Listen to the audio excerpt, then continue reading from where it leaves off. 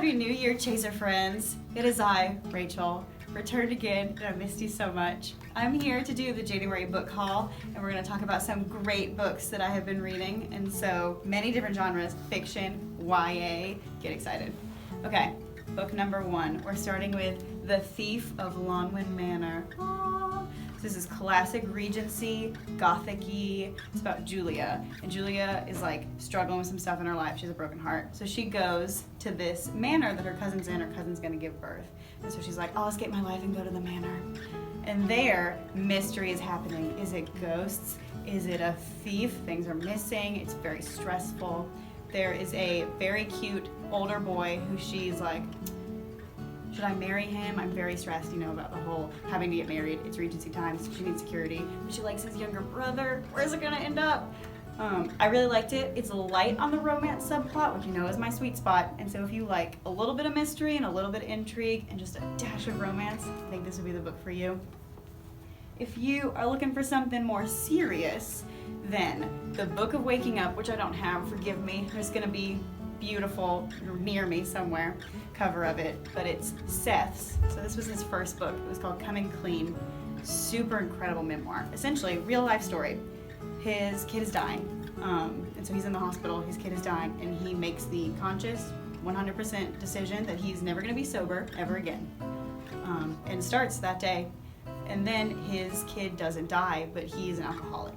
And so this is the story of him coming clean, trying to live in that mess of alcoholism and addiction, and just sort of realizing that the big thing is, I suppose, we're all drunk on something. It reminds me of that Anne Boskamp quote, we all bow down to something.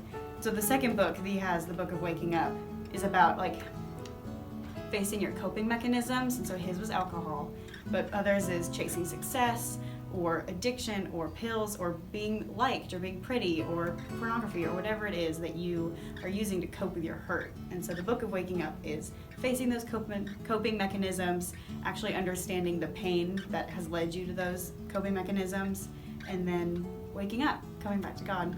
So that is Seth's second book, somewhere around me, The Book of Waking Up. Number 3, this will be the last of the nonfiction that I'm talking about, but it is Nicole's From Lost to Found, which I think of almost like a Christian version of Maybe You Should Talk to Someone. Do you know that book? It was the therapist who then goes to therapy because she realizes her entire life has fallen apart.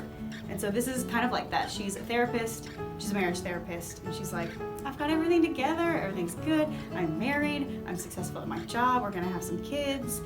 She gets pregnant and it's not viable. So she's pregnant but there's no heartbeat.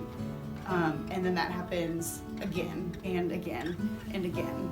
And so it's this she's like, oh, I don't have my life together.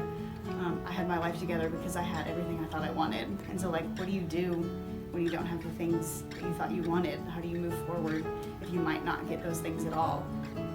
And the very, very cool thing that I like about this book is she has these parts that are pure therapy.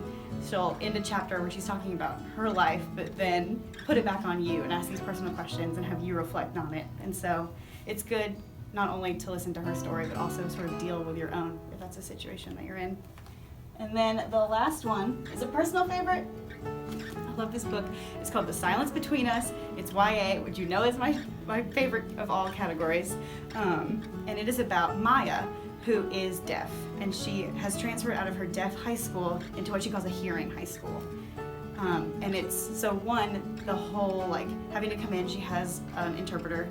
She can obviously do sign language and read lips, but in a hearing school, people don't know how to handle that all the time. And so she has that sort of ostracized because she's different situation, and she meets a boy, of course, named Beau, who wants to be her friend and is genuinely interested, and they aren't from the same world. And I mean, the fact that he's hearing, and there's not a lot of literature out there that has hearing and deaf relationships. But as they get closer and closer, she is asked if she wants a cochlear implant, which would make her able to hear, and she doesn't. She does not see being deaf as being broken. It's not something that she needs to be fixed. And so that is a big, which one is a huge part of the deaf community and the story of that community, and two, Beau having to figure out, because obviously that would be better for him, this having this girlfriend who it would be easier to communicate. But just that whole story, I think it's a perspective that doesn't get told a lot. The book is really cool. There's parts that are written like in ASL essentially. It's all caps and it's written in the grammar that ASL, American Sign Language, uses, and like very human parts in which Maya is talking to someone and she's reading lips and she misses words because people turn away or they're doing something. They take a sip of water. All the things that hearing people don't think about. But if you're a person who relies upon lip reading, is really important. And so I just think it's super cool. The author is hard of hearing, so it's an own voices book, meaning it's a book written by someone from that community. And it's just great. I highly recommend it. It's The Silence Between Us.